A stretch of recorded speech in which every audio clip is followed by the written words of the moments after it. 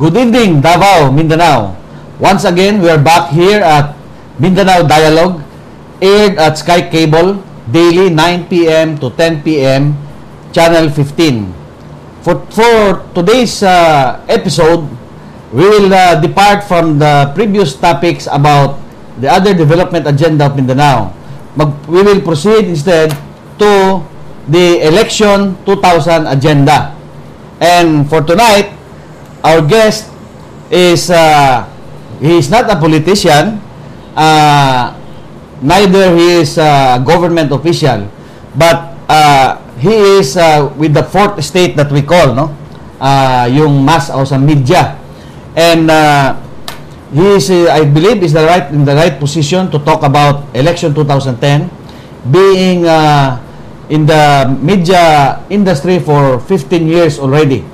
So let me introduce to you Mr. CQ, or Carmelito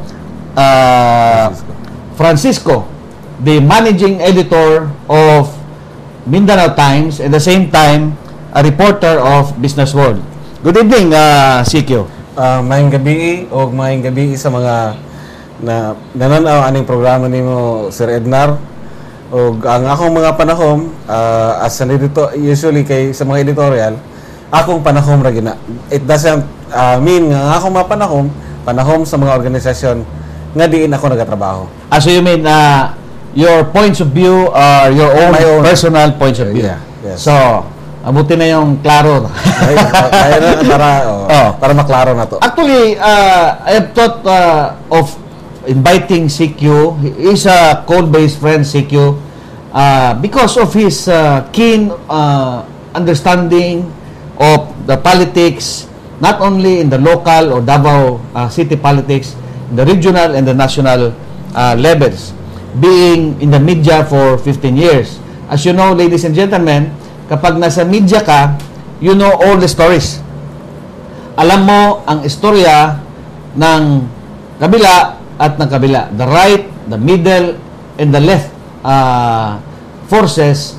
You will know about it because, of course, these people or these organizations will get in touch with media for their own particular or specific advocacies. So, let's start it talking about the election 2010, SIC. For now, what punta muna tayo sa national level, no? Sa national level. Who are the people trying to promote themselves as, well, first presidential candidates and probably vice presidential candidates. Then later on we'll proceed to the national. But first and foremost, siguro pag-uusapan natin sa presidential level. Sino yung mga laging ninyong nakakausap at siguro counting observations na pwede mong ibigay, ipaalam sa ating mga viewers, ano yung sinasabi ng mga kandidato na yan, Sik? Yeah, I'll just, unta wala ko yung malabyan nga personalidad. Yes.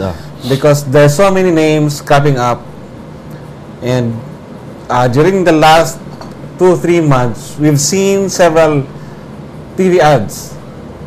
If we based our observation on the TV ads, we can name a few of them. First is Mar Rojas, who is the president of the LP, and at the other side, the NP is headed by Manny Villar.